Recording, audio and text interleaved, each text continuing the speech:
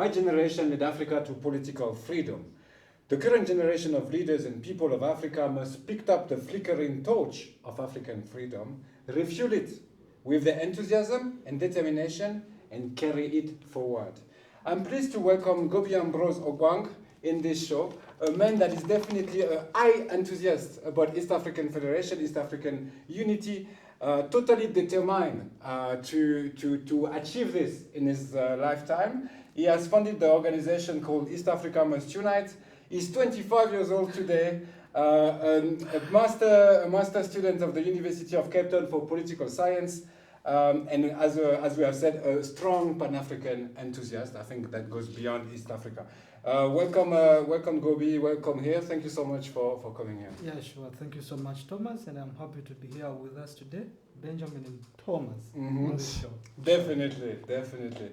Before we develop on the practicality and the originality of your proposal for East Africa and how to move forwards to the unity of East Africa, let's welcome my co-host Benjamin Kavubu. Benjamin, hello. Hello, Thomas. How are you doing? I'm good. How's the week been? What have caught your eyes this week? A lot. Yes. A lot. Of course, East Africa has been fired up by the CHAN tournament that is being hosted by the three countries, Uganda, Kenya, and Tanzania, under the Pamoja slogan. At some point, it got so exciting. The three East African teams topped their groups. Yes. And then they advanced to the quarterfinals, Yes. where they couldn't go past. But For the first time, all the countries were in quarterfinals. Yes, Very first time. I'm quite sure it was the first time Uganda, I think, won any game in the tournament, and then they ended up progressing. Any game in the tournament? Yeah, they had history. Yeah, in this specific tournament, they had never won. Check that. We need to double check on that. Yeah. So that happened, and then as it was happening, the East African way, the presidents kept on making promises, which looked like political promises. Ruto kept on telling his players, if you win, you'll get a 2-bedroom house. Then after, if you win, it will become a 3-bedroom house. That's and very interesting. Everybody was getting excited. And I hope he delivers because he's a politician. What would be, just quickly, what is the one or two key points that you have taken so far from these competitions? What next generation will remember about this competition? Number one is we can host mega sports events. Definitely. And then there's a way people react. When Uganda was playing, there were people in the stadiums, people in their homes, and then there were the fan packs. And then that drag in South Africa, there is a way the country was galvanized and Fantastic. everybody was... So that is a big takeaway. Ambrose, you are a Pan-African, so I can define you as a Ugandan, as a Kenyan, as a Tanzanian. You lost your 3 games. No more semi-final. Are you triply more sad than us in Uganda? Are you more sad than us because of that Pan-African roots that you have? I have a friend, and we were talking about this. And I told him that if Tanzania and Kenya are out of this competition, we need to make a way of convincing our president in Uganda to do something about making the referee of the Ugandan match. Yes. To make it easier for our boys to win. Definitely. Why? Because how embarrassing does it look? For the whole region. Yes. No. Knocked out. So I am sad. To follow up your question, I'm very sad that East Africa is lost. And then it has the burden of hosting the finals and the semi-finals. Yeah. That is saddening. But even with the sadness, to be quite honest, a lot of people also know that, as you said, the East African nations are not the usual for these competitions. Okay. I think the last one that got big was DRC. DRC usually they do well. Yeah, they have won the tournament. And I was impressed by the Tanzanian. And I think my impression come from the fact also that those guys play together in Simba and Nyaga.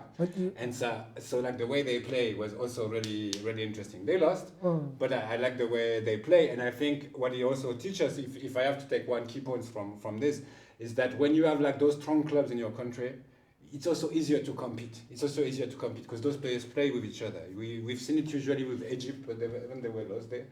And I think like also in Uganda, if we had like 1 or 2 clubs that would compete to Champions League every year, then we will see also progress. We'll see also progress. But the challenge raised something important because Kenya, Tanzania, and Uganda, if they were coming together as one country, they could take the competition, don't you think? Oh, we play as one country. As one country. Okay. There's enough talent, no? that would be so interesting. That would be There's so enough interesting. talent. And it's going to happen. There's definitely enough talent. Yeah, sure. Anything else have caught your eyes, Benjamin? Yeah, a lot. But I will concentrate on the phone call that President Museveni had with the Secretary of State of the United States. And they talked about very many things. I think it's the first engagement Washington is having with Uganda since Trump took over. Major engagement. And at the end of it, they agreed to have deportees, American deportees, come to Uganda. Everybody knows us for hosting refugees. I think we shall do well in that, but there are very many questions. Related to that, because we have seen Sudan at first had a clash, South Sudan, with America when somebody was sent and South Sudan are saying this person is not South Sudanese. South Sudan was in a deal with Tel Aviv about hosting people from Gaza in South Sudan. Yeah, there is a deal that is materializing, and they have finalized most of that deal. So you're telling me that both the US, so the US tried to send migrants, and they will succeed sending migrants to Rwanda, South Sudan, Uganda, and Eswatini. Yes. But in parallel of this, there is also a plan to resettle Gazawi in the region? Yes. Tell us more about that. So Israel has had that intent since October 8th, 2023, to have people in Gaza leave. And when Trump became president, he said they cannot leave, and Gaza becomes he called it a Rivera. French Rivera in Gaza. Yeah. So, and they are working on it. They are talking to different African governments, and South Sudan is one of the governments they approached. Okay, so just to reveal a bit of our audience about this topic, because I think it's a really important one. We have been in conversation with South Sudanese diplomats that confirm with us that there is talk right now between the Israeli government and South Sudan government in order to host the refugee of Gaza, Palestinians that are being bombed in Gaza. So Netanyahu occupy the whole Gaza Strip, right? Am I correct? So that settlers can come. How many people are we talking about? Gaza itself has about 2 million people. Okay. Yeah, officially about 60,000 have died since the war since the war started. Yeah. But the estimates of that number reaching about 250,000, because if they haven't yet seen your body, they don't count you. Is that a new Nakba? Is it a new Nakba where Palestinians are forced? Yes, it is. It is. They are forcing them to leave. And what are the chances that those Gazawi, because displacing 2 million people, let's wait and see. But let's say it's done. What are the chances that I stay in South Sudan, one of the poorest countries, even in our region? It is a high likelihood that they will come. But that they would stay? Yeah, forever. And then, yes, because they will come to Uganda. How will people stay in Juba? 2 million people just staying in Juba like this? They are coming to different African countries. Somaliland is allowing the deal in exchange that it becomes a country for recognition. So they are also part of the deal. They are allowing to have some people come from Gaza. So they will divide. It's not going to be one destination. Not one destination. It will be destinations for for trade. So every country might take its share. Yes. And what is the likelihood that those going to South Sudan or Somaliland are going to stay, knowing that we in Uganda and East Africa in general, as a lot of East Africans have a lot of South Sudanese refugees in our capitals, whatever Nairobi, whatever Kampala. Ambrose, what's your take on this topic? Well, Thomas, I think it is saddening and may I take this to be the US foreign policy in the Middle East. Yes. To be so much about allowing Israel to be the state of evil that you would want to call it. Because what Israel is doing in Gaza is setting a precedent that may not be good for the people entirely across the globe. And now, where would the Gazan people that are living in what would be a Palestine, that have a history there, be sent away to an East African region that doesn't know them. Well, it's politics, but it's saddening because it sets a precedent that we may find difficulties coming out of. So I hope that it doesn't happen, in my opinion. Yeah, sure. Yeah, so there is history between what I would call the land of Palestine and East Africa. There is, if you go back to the Balfour Declaration. At first, the proposal was the Jewish state is set up somewhere around here. Karamoja, Kenya, somewhere. That is where the Jewish state was supposed to be. So there is a funny Palestinian song, a funny Israeli song. It's not Palestinian. It is called "What If the Ugandan Plan." It's a Jewish song. It is called "What If the Ugandan Plan." So most of these moves they have fallbacks. So they will send people anywhere so that their colonial plan keeps on. Okay, it's quite interesting. I just finished this book, Dream in Time of War from Gugi. It's, most of you, I'm sure, have read it already. It speaks of the memory of Gugi when the removed people of the islands arrived in his neighborhood, right? So Ngugi reminds us that there were people that have been displaced, and those displaced, they become who? They become the Mau Mau. So maybe some administration will send Gazawi to South Sudan or to Somaliland.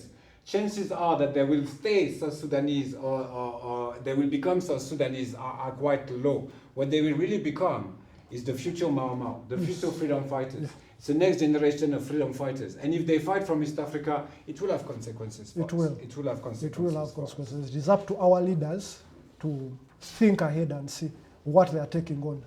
Definitely. And you know what? Our leaders are likely to accept it. Yeah, because most of these deals come with money and other resources and other geopolitical favors from Washington, from London, and it is what our leaders are after.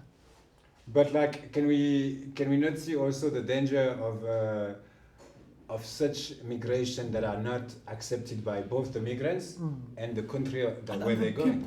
The people where they're going. Because I come from South Africa right now, and the xenophobia was huge. They have militia protecting hospitals to prevent foreigners from entering, even if it's in the constitution and the law. Yeah, those reports.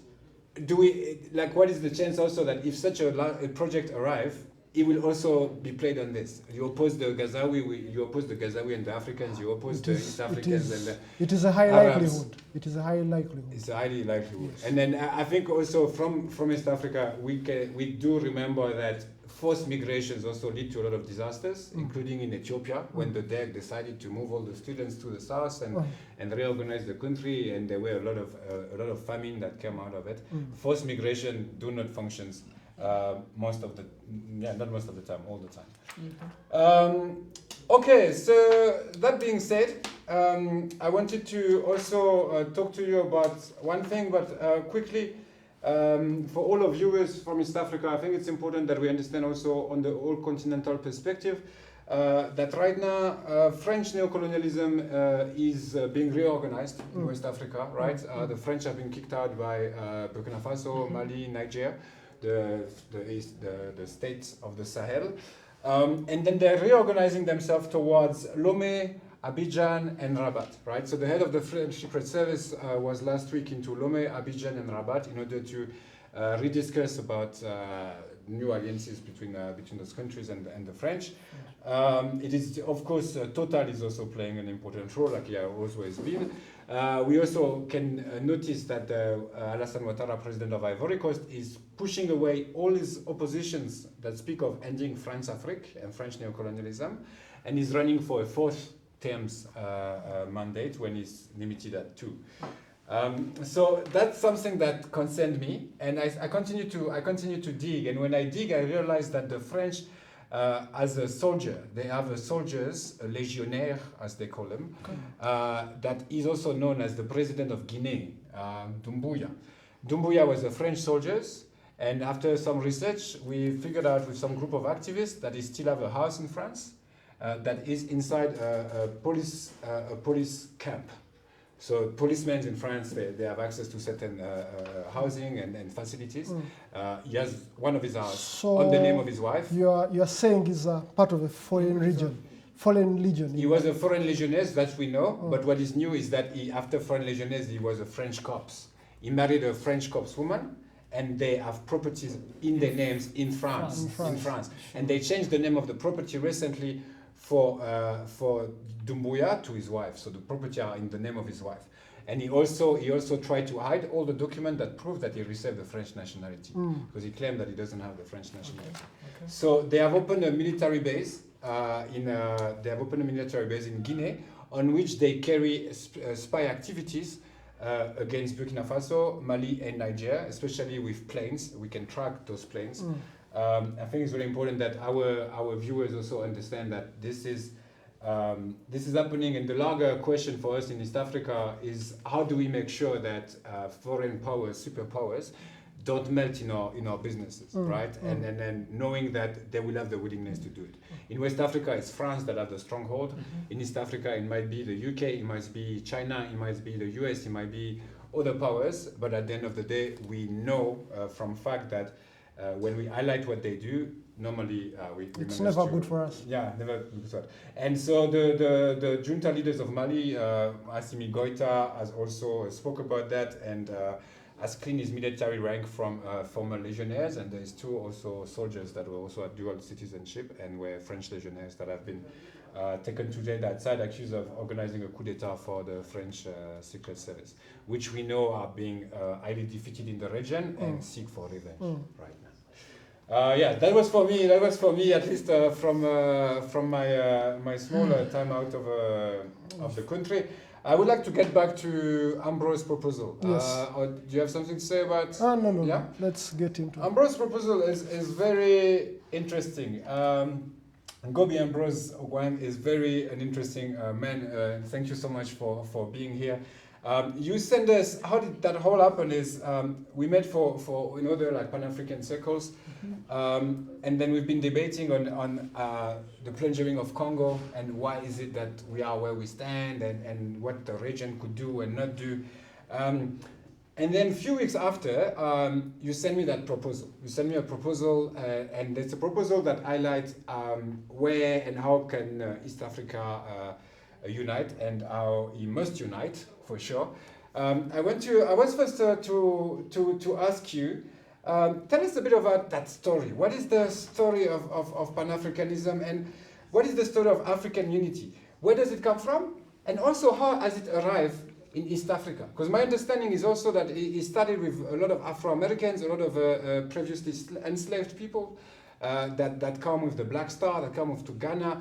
Pan-Africanism is an idea that, is not only originating from East Africa. How did it come? Where does it come from? And how does it reach East Africa? How did the dreams of Julius Nyerere, Amilcar Cabral, Kwame Nkrumah did reach East Africa? Yeah, sure, Thomas. Now, thank you so much. And our viewers, I am happy to be able to talk to you about East Africa. What often keeps me alive, I would say. And maybe before I get into what Thomas has asked me, I am a co-founder of an organization, East Africa Must Unite, and we are helping foster integration and solving a few problems in the region. So part of what I shared with you are our policies that we think would work better in the interests of East Africans. And we also identify some challenges that need practical solutions on ground, and we get in there. Yeah. Now, Thomas, you asked me about how do we get to have the aspirations of having a single connected region. And you'd want to say that this might be a foreign idea because Pan-Africanism has been debated to be foreign-based from the likes of Washington, Booker T. Washington, Marcus Garvey. They were all people of African descent? Yeah, in the Western world. Yes. Now, but for East Africa, there is a bit of speciality about it. Well, I would start with our colonial legacies that we had when Britain took over Kenya. It came and made Uganda part of its colonies. and then German was forced out of Tanzania, there was a tendency of Britain taking East Africa as a single country in their policies. But that again misses a step. Way back, our people of East Africa interacted with each other. They were trading together, especially because they had the same culture and they spoke similar languages, right? And so you can trace from the early society of Africa in the East that there was a lot of connectedness, that the colonial legacy only came to supplement.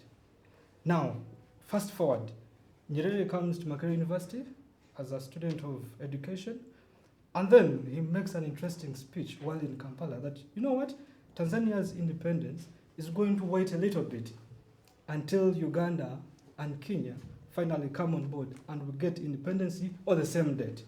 Now, this starts being an idea that evolves into the elites of this region. That, wait a minute, maybe there is a possibility of having a single country after the white colonial individuals have gone away. And so it is Julius Nyerere that inspires young leaders, and I would mention the current general. Some people call him a senile dictator. I call him quite an agingly expensive, know-it-all President General, who is Yoweri Kaguta Museveni. He gets inspiration from Julius. He was the man of Yes, Julius and Nyerere then he in goes the country. to Dar es Salaam to study political science and economics.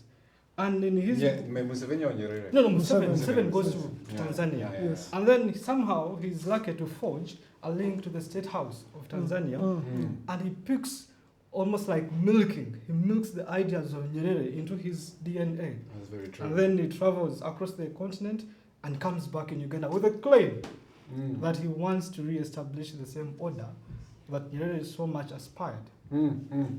So then, the independence leaders, the likes of Nyerere, have inspired in bits the likes of Jomo Kenyatta in Kenya, quite, but not so much, Milton Obote in Uganda, but then so much to the young leaders that were still studying, the likes of Mr. Museveni. So when he comes, and then because we've had a few problems in the country, Amin has taken over power, which has made the first East African community to stop, to cease existing. So when he comes, he has to re-establish it.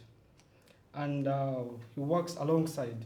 Now, I am cautious not to make this again a project of Mr. Museveni, because it so appears to be, each time he goes to Kenya and Rwanda and talk about Federate East Africa, it's as if this is his individual. It is not. And that's why on this show, we need to detooth it from the Musevenism, because this is a noble cause that needs to go to the people down there, that needs to inspire, but even create impact in the people, right? So when Museveni comes in the early 80s, rather mid-80s, and we re-establish the East African community in about 2000, it catches on with a definite aspiration that could we achieve a political federation, which means amalgamate these individual states into one political entity that can serve the people of this region. Correct. And that is yet to be tested and seen. Okay. So that's where we are at now. So if I hear from you, it's also a political project, but it's also a reality that comes inside the mind of visionary leaders, and they pass that reality to each other, just Nyerere to Museveni's. I think, Benjamin, you have questions about the political will of our leadership. Yes, yeah. Are we still there today? Yeah. Now, my question is coming from this point of, yes, we want or we aspire to be there, and it is very much about the politicians. At a time, and whatever Nyerere had, the intentions he had, are best suited for now, because the world works differently. And I will take you a little bit back before I get to the question. The current commissioner for the African Union is from Djibouti, which is in East Africa, but we don't consider him to be from East Africa. East Africa, we fronted somebody else for that position. So we basically consider him to be from the Arab world and he speaks French. Okay, yeah. Now, how does East Africa, now this is political will and geopolitics, how is the design of the East African community, Mr. Ngobi, how is it designed to foster a formidable, integrated bloc, especially in this time of great power contestation, and also at a time when geopolitics plays a lot? When we were electing the African Union Commissions, we saw geopolitics. East Africans, North Africans, South, West. Yeah, so how do us, the individual member states, often retreat and hide under the veil of national sovereignty, like what Tanzania is doing, which is not good? They're hiding under the sovereignty of Tanzania and abandoning East Africa. Given that context, how can East African nations pragmatically reconcile their national interests with imperative for a collective regional action, and what practical mechanisms, especially from your recommendations in your paper, are required to transform the East African community from just that theoretical thing we talk about, we desire, and it works for the normal East African, so that we reach that East Africanness we talk about. Mr. Benjamin, I have just one simple answer to that question. Yes. Africans at large need to rethink their political thought. Yes. They need to rethink their political philosophy. And Africans at large need to redefine the project of nation building and to think about what is an African culture in this modernizing world. We are failing on that. And when you see the Francophone Africa behaving so independently from the rest of Africa, it is because what is in our mind is erroneously constructed. It is. Yes.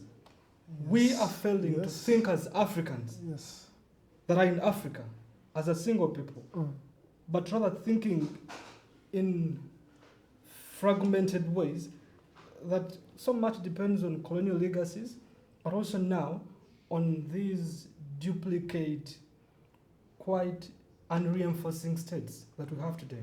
States that do not have the capacity to care about the people. Even if they did care, they don't have the capacity to deliver. The care. Yes.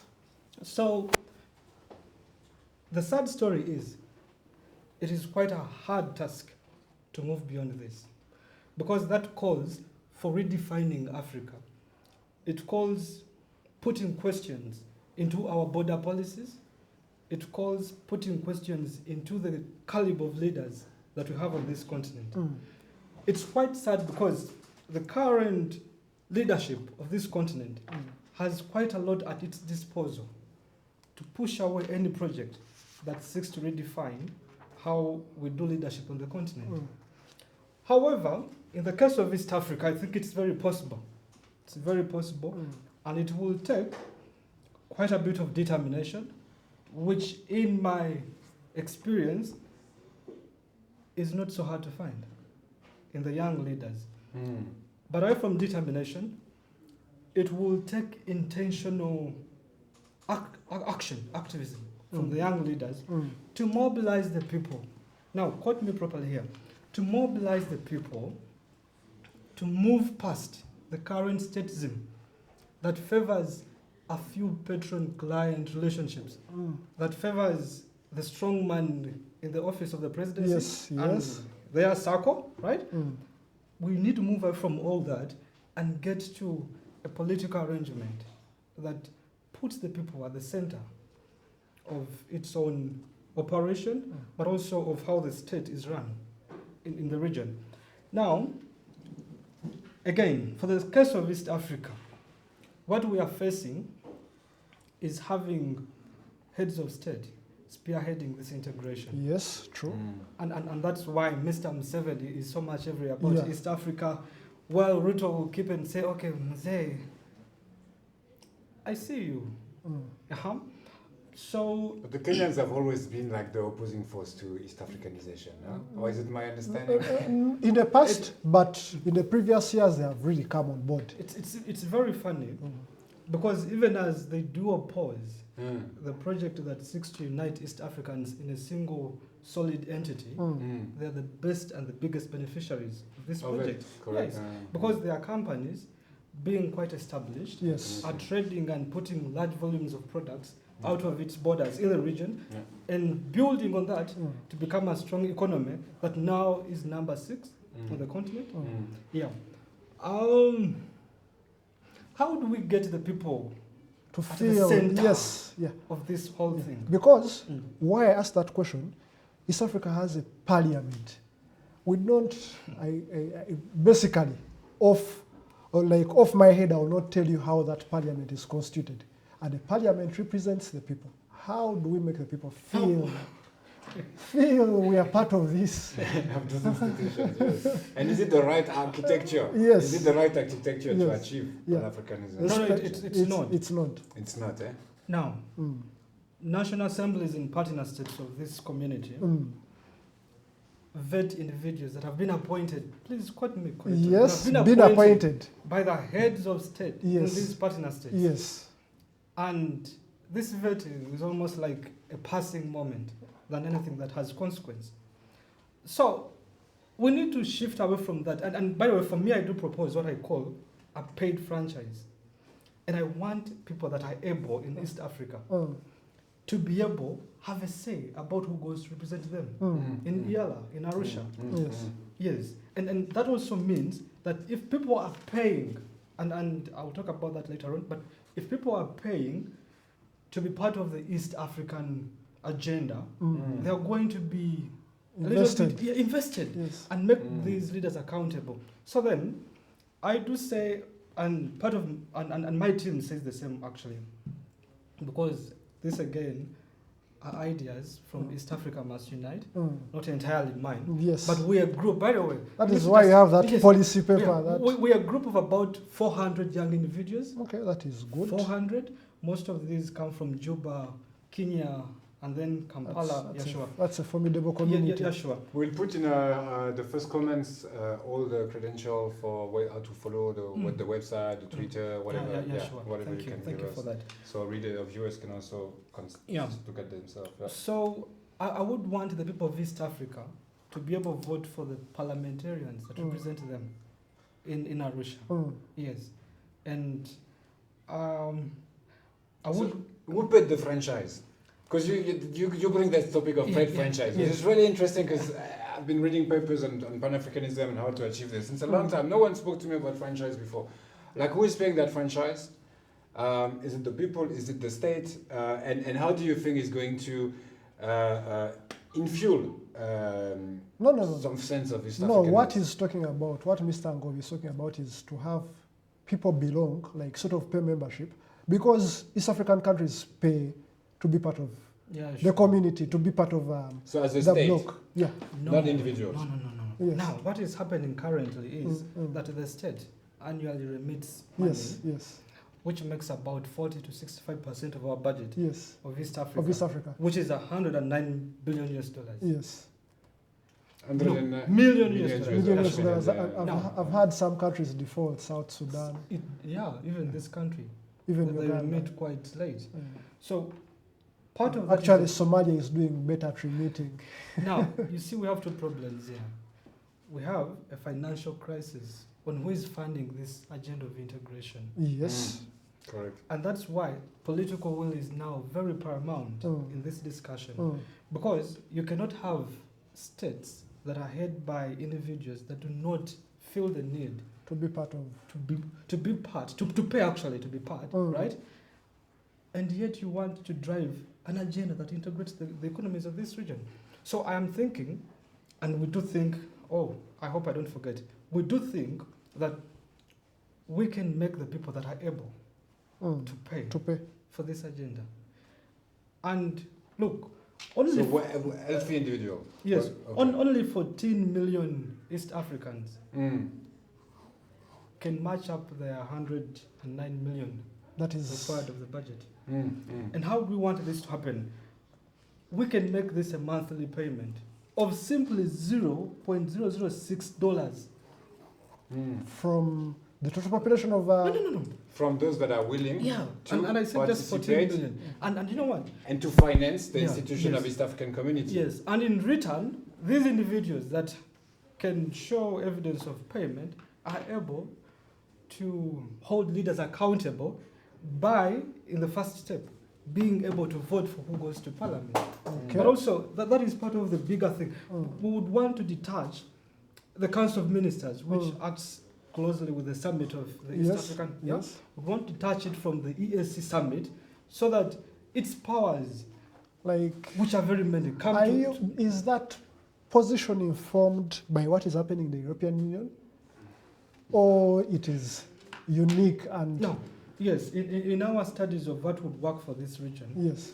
we looked at the EU, but Yes. also most importantly, we looked at the ECOWAS, the system in ECOWAS. Yes. But then what is so sad? I have a problem with ECOWAS. Yeah, very sad. Political influence is exactly what he spoke about earlier. Even when it comes to financing, before you go on, the current headquarters of ECOWAS were a gift from China. And the amount that costs to put up the headquarters is what Nigeria makes a day in oil. Imagine. It's very easy. How But will that ECOWAS work? is also, has always been the space for French influence in West Africa. Yeah, sure. Yeah. Now, But I continue with this idea. Yes. what ECOWAS does, it charges what it calls a community levy of 0.05% on imports that come from non-member countries into the ECOWAS. Yes. Now, the problem with it is that you may not again have states remitting this money. And it has been happening. It's all in Nigeria that remits this money. The rest claim it's not coming.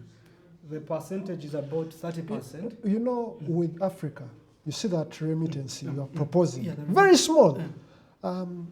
We have a bad perception when we hear about paying something with authorities. In our minds, we know it is going to be stolen. It is going to be misused. How do we? Because it is now our goal, our objective, to make people understand that it is important. Do you know, Benjamin, Yes. if East African integration really made sense, Yes. there would be a lot of benefits for people that are living in this region. Of course. If it made any meaningful sense. Yes. Even if it made little Just sense. little. Yes. Now, what is hindering that sense to be made? It is the political will. Okay. Can we, the people, come on board and say, wait a minute, we can finance this agenda because it's helping us, right? And now, that's why at the beginning of this talk, we said that we need to redefine the political thought of this continent and this region. Yes. So that who are we putting our money to? Are they able to account to it, for it rather? Yes. So, in my opinion, we can work on things that would make people confident in the system. And that means, in my opinion, detaching this agenda from the current political class. Detach it and make it to be a new kind of aim that needs to be looked at. You raise a very good point, Mr. Ngobi. Should we look at East Africa Must Unite, the organization, as a civil society at an East African level?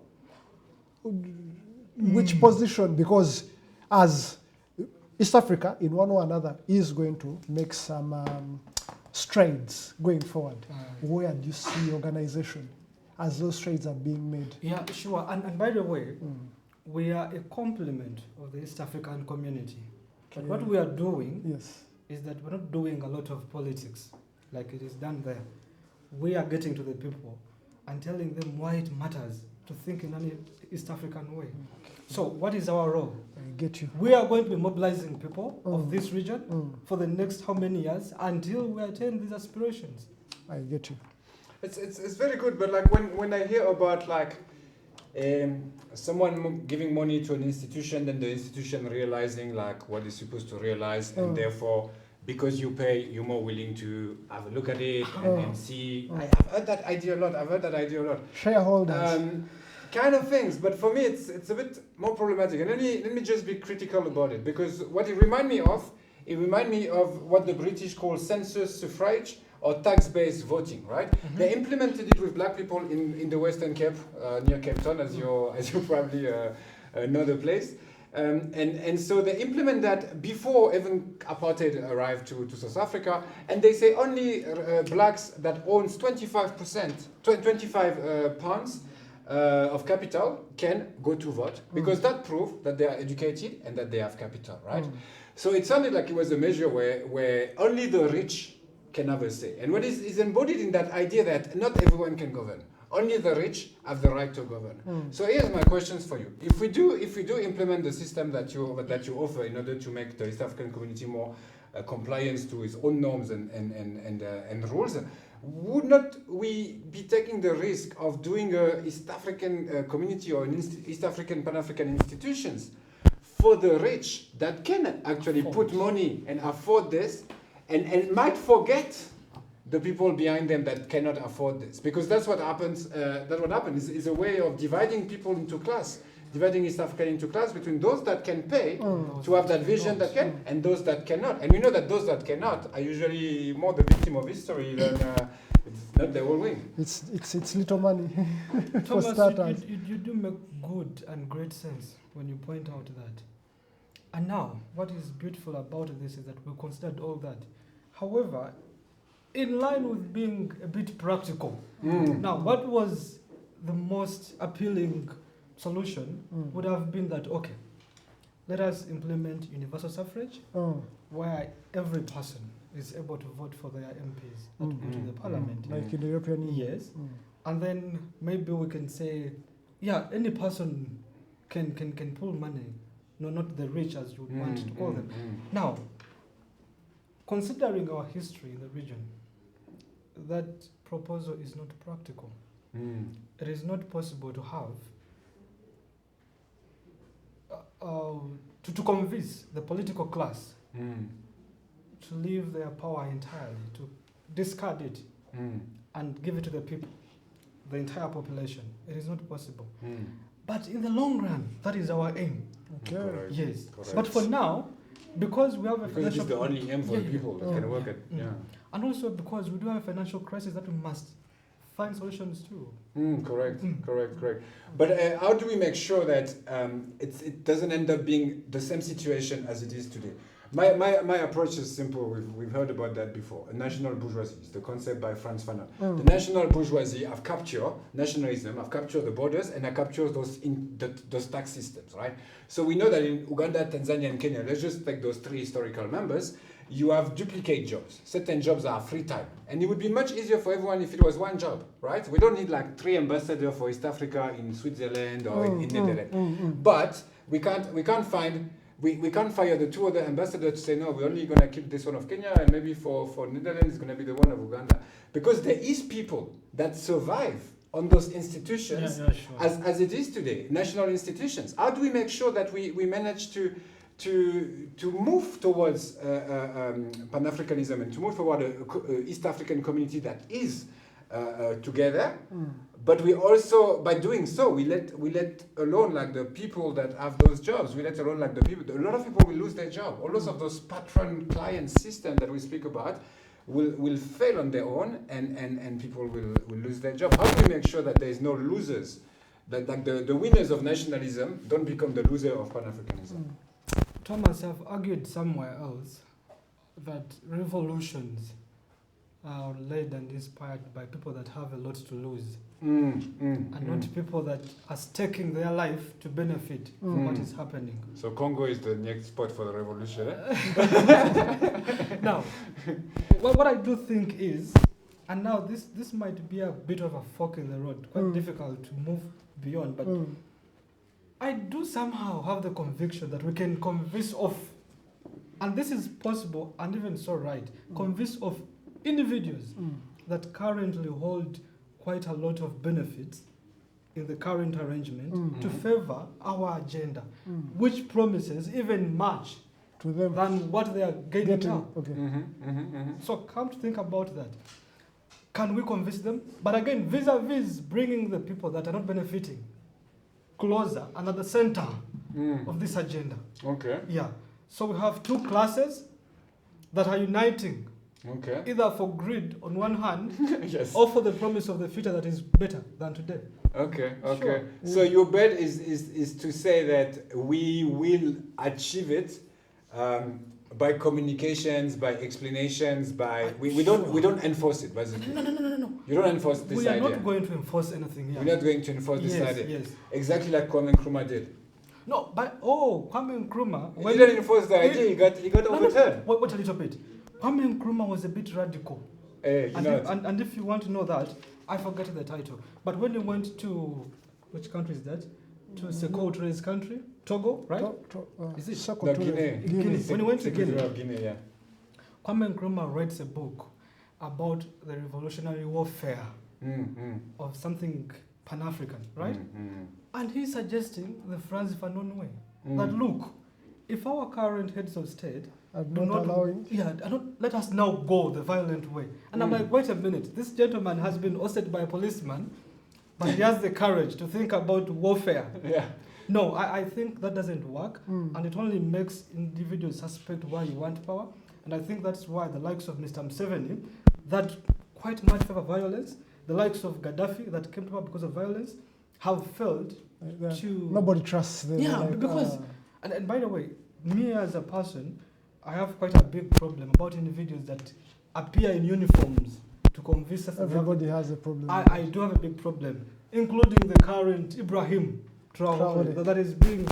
It does not work. No, it does. The reality is that when we speak of Pan-Africanism, I think it's very important we speak of what has been done before, right? It is very important for our viewers to understand that this is not a new idea. This is a great idea, and this is a really modern idea for sure, a contemporary idea. But it's been thought by many generations before us, right?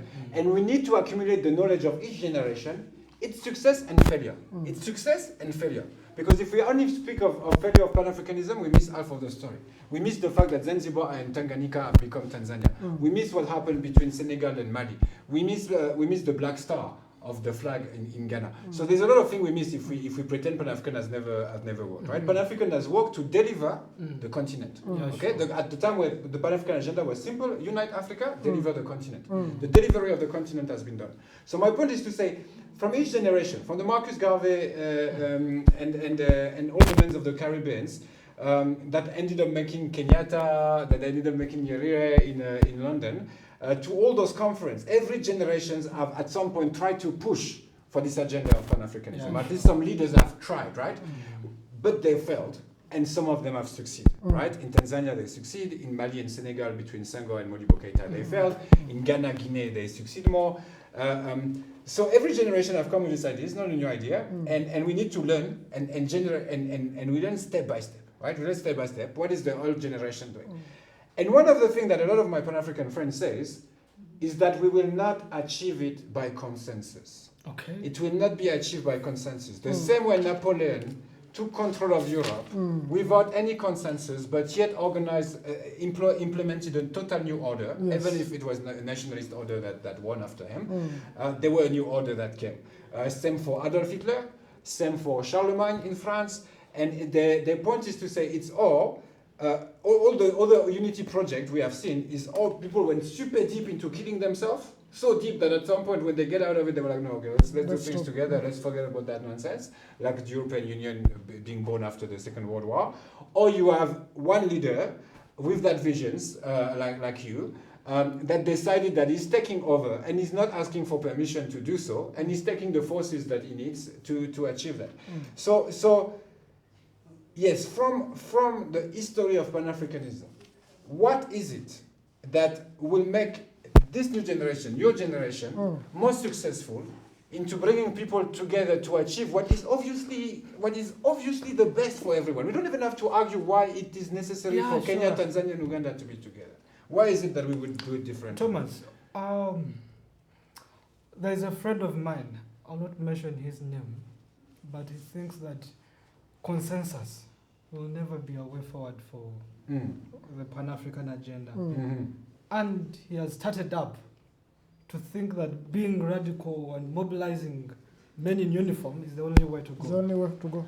Now, while I maintain ties with him, I would want to put him away from me because, again, I am not so naive that creating a thing as grand as this is will not happen just like that. I know that in history, power is often taken than it is given, right? But now, Definitely. yeah, there's a way about this. Yes.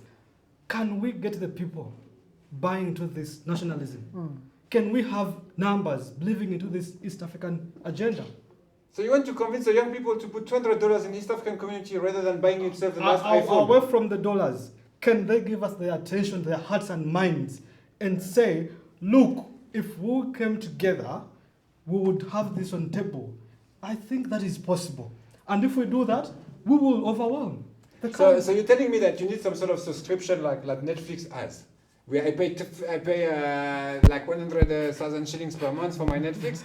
I pay the same for the East African community, and then there is some things that are put in place Thomas, that I can say this, yes or no. this levy Ngobi proposes truly is a tax. And I believe if we go to that, the question is how do we convince the classes to buy into it? And Correct. I think I would be knowing, only that I want to put him on the spot, because the easiest way to convince the rich to buy into something is to convince them that they're going to benefit. Yes. Now, from the economic perspective, from trade, we have seen the East African community, Museveni coming back and then reigniting it.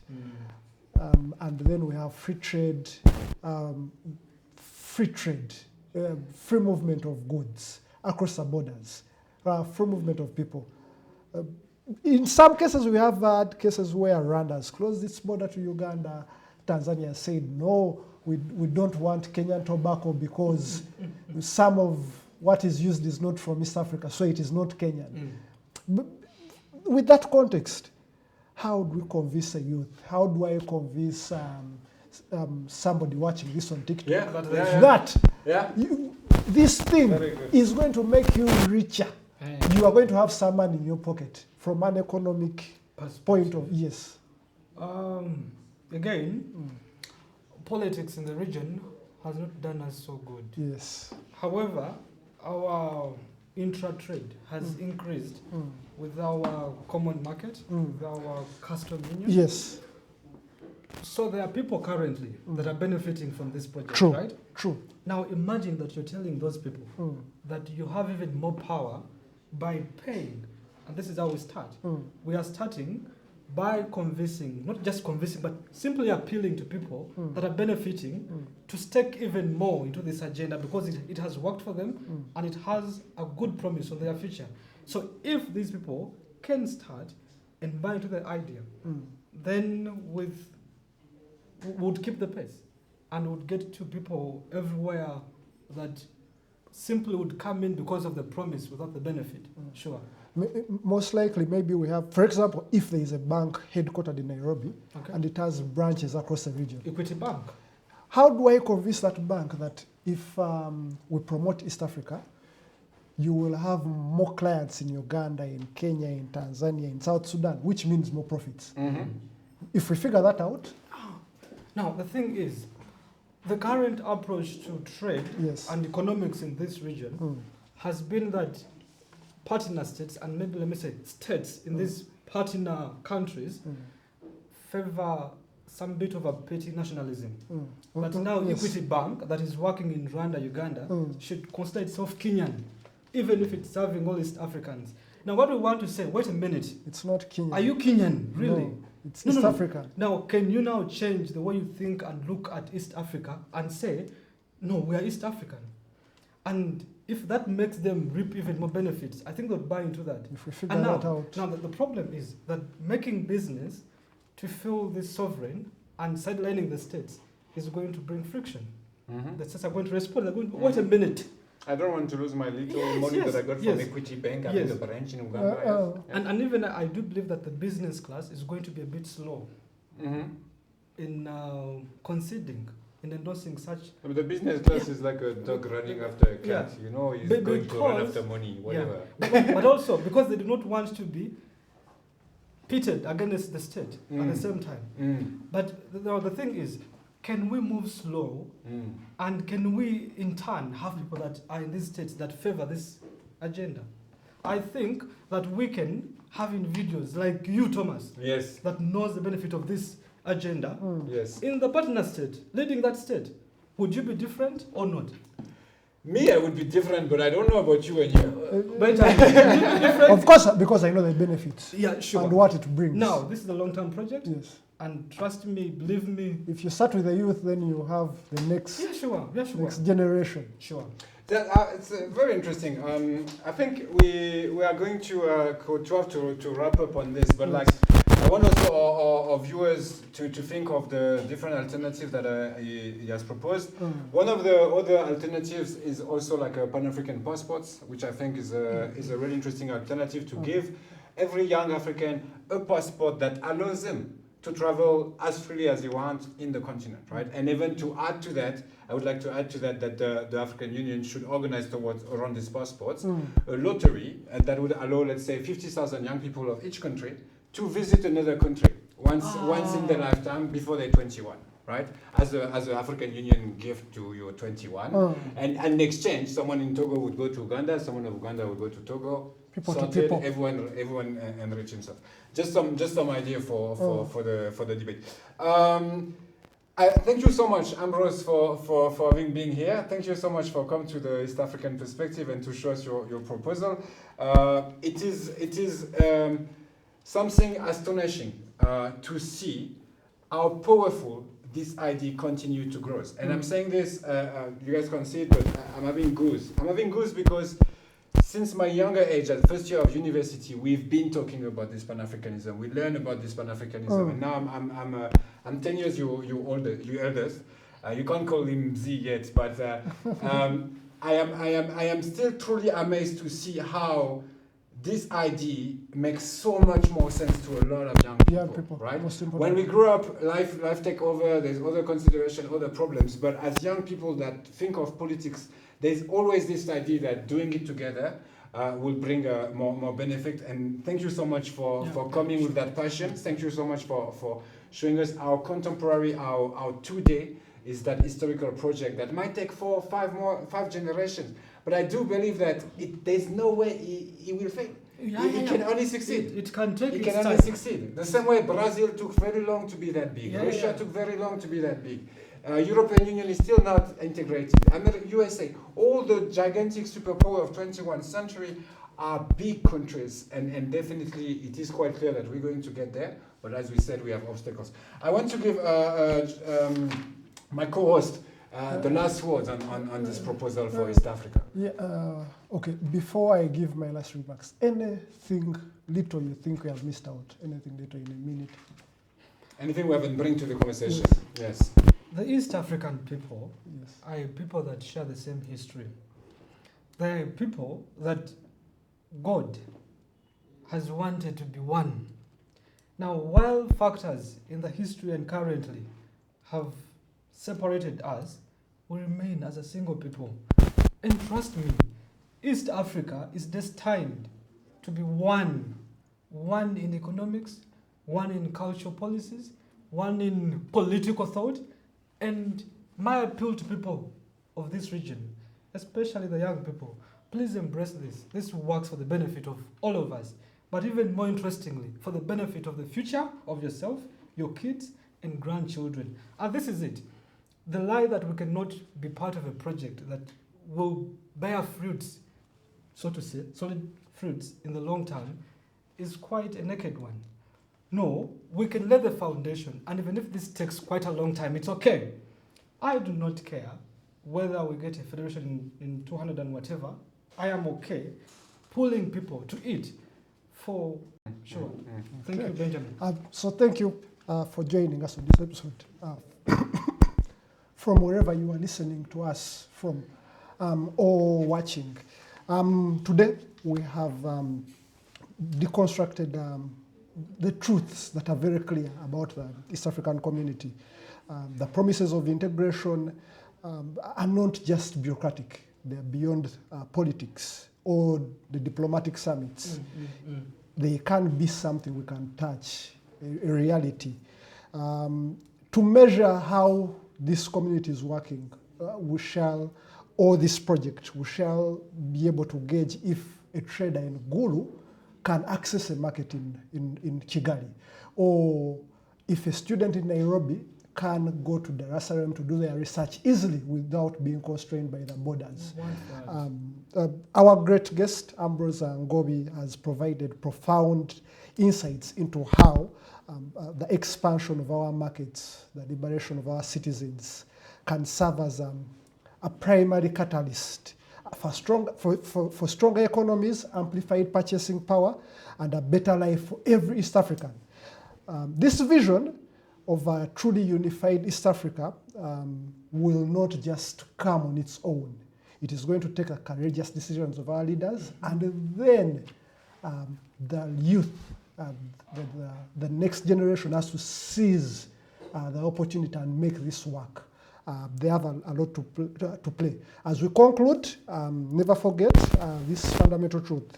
While geopolitics may dictate our borders and geoeconomics may shape the opportunities, it is human development, better education, health, and our dignity that we are chasing and trying to have. A unified East Africa, a working East Africa, is truly going to work for the whole of Africa. Correct. Thank you. Thank you so much. Thank you so much. Thank you so much, Thomas. A great show.